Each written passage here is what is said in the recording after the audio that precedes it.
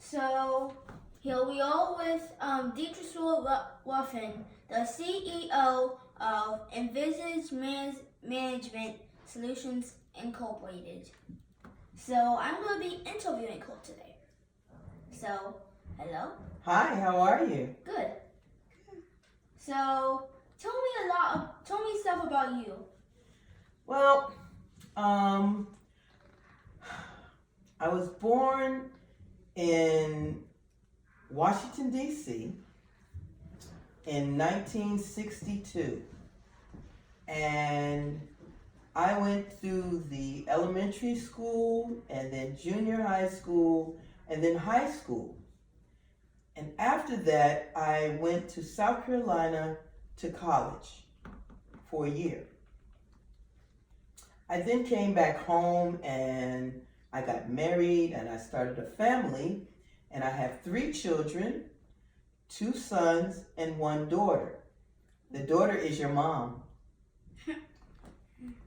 And then after that I started working in the Postal Service, and I did a whole career there in the Postal Service until I became 49 years old. And I was offered an early out, and I wanted to do something different after my husband passed away. So I started looking around to see. I loved real estate a lot, and I wanted to look around to see what it is that I could do that I enjoy. And real estate was it. So I started my own company, and I wanted my family involved in it. And so I incorporated them with it. So my son, my daughter, my grandson, I got you involved as well, and my little brother, Andre, and my cousins, and we decided to put together this company, a family-owned business, and rehab houses. So that's what we did. Okay. So how did you originally work in plan on working in real estate, or did you just end up there? Well, I didn't plan on working in real estate when I started out, several years ago.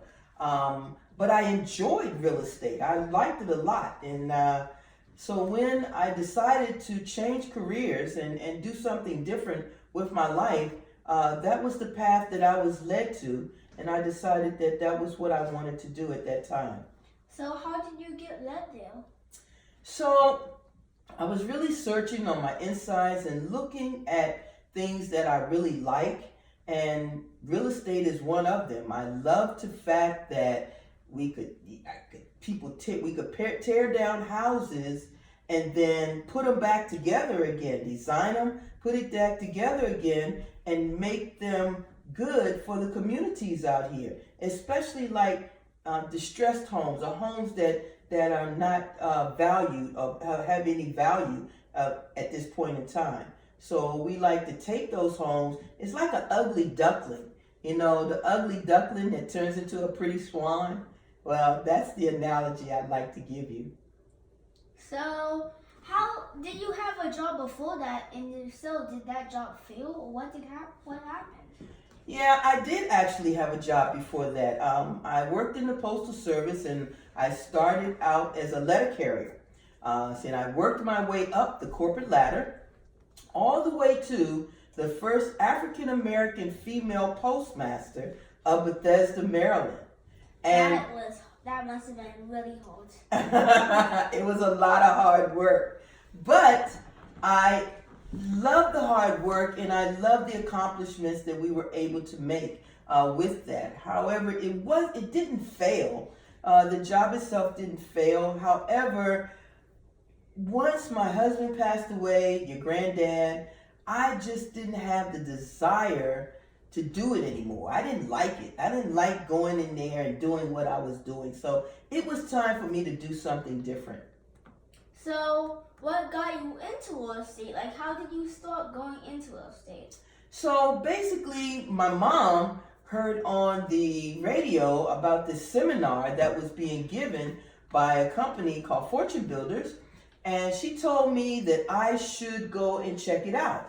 Well, I had already gone to one seminar about real estate, and I thought about that one, but she told me to go and check this one out. And so that's what I did. Me and my best friend, we went to the seminar together, and while sitting there and listening to what they had to offer, I really liked it a lot. So I decided to join and learn all of the aspects of real estate and how to be successful in that industry.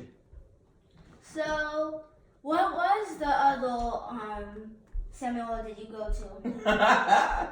Well, it probably isn't appropriate to say that name since I didn't join them, but it was something, similar to the same type of seminar that I attended with Fortune Builders. It's just that I connected with that seminar with Fortune Builders and felt like that I really could find my place after learning what all I needed to learn in that company. Well, that seems like almost all the questions I needed to ask you. So, but do you want to know, what do I do with the houses and all? But I know you know that because you're kind of out there with me. Well, they need to know that, so yes. Okay, all right. So basically, this is what we do. So we get a distressed home or a home that is really not up to value. And we go in, we purchase it, we help people who might have been in difficult situations whereby they might have had some life-changing challenges that that hurt them. And so sometimes that happens, and some people, because they die and the house is willed to them, or so it's an estate sale, or it could be somebody's family challenges where they got divorced and things of that nature, and they have to sell the house. Still belongs to them? Yeah. So they can't live there anymore? Right, because the bank takes it away, if they don't pay their mortgage. Or the house could get burned, fire damage, and they just want to get rid of the house, floods, So we get really, really, really ugly, distressed properties, like that. And then we go in with our team of contractors, and we have plumbers, and we have electricians, and we have general contractors, architects, and we all put our minds together with our design team, and we design a nice house. And then our contractors come in and put it back together with all the materials that we use to put that house back together. And then now, this house is now a valued house in the community. It helps the other neighbors in the communities.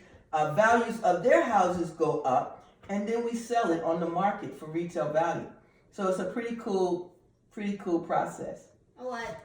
Another question I have is, what was the smelliest, worst, awfulest house you have ever gotten? Oh my goodness. We go through a lot of houses and we look at a lot of them. But I think the one in particular that really stands out is a house that we purchased in Maryland. And when we got to that house to look at it, that house was really, really, really, really, really messed up. And it had, feces in it, in the tub, and in the toilets, and all over, thrown all upside the walls. And it was really, really nasty and really, really smelly. Ugh! It was awful in there. But we bought it anyway because the price was really good. And now that house is getting ready to be on the market to sell, and it looks really nice. You would never know that was a problem. But there was one more that these probably tied together, and that was the one. It was in D.C., and we went in, and that house had 12 dead ferrets in it. And oh my goodness, How it was did you deal with that? Oh, How? it was awful. Those ferrets, dead ferrets, was on a pile over there by some oatmeal that they were in a box of oatmeal that they were trying to eat. It was awful. They was piled up on each other, and that was really terrible. So we put on our masks and we go in houses like that, and but that doesn't deter us from getting them, because we still get them because their value is not good then but we recognize what we could do to them to make them a valuable house again. Why do you not just give up on houses like this? Never give up, because in the industry, that is what you really want to have, is those type of situations, those type of properties, because at the end of the day, those are the most lucrative and profitable houses when you get them at the right price. What if there was a house that had like poop on the walls? Well, we've had those as well, but you get past that. We have demolition crews that go in and they take care of those when they tear down the walls. So it all goes away and you put up brand new walls. It's like a brand new house and everything is gone from the past and it's brand new again. Wow. Yeah. That, I don't even think I would be able to do that stuff. Oh, well, I think you do. The part where you come in at is where at the end, when you're checking all the lights and making sure everything is working properly. But before we bring you in, there's a whole lot that goes on behind the scenes. But Everyone plays their part. Everybody plays their part. Yes, they do. Well, that's all I wanted to ask you. Thank you for coming. Well, thank you very much. I really, really, really appreciate the opportunity to be interviewed by my grandson, who I love very much. And this was really a fun thing for me to do with you. I hope you do well with your project. I love you. I love you too. Say bye to the camera. Bye. Bye, Bye. everybody. Bye.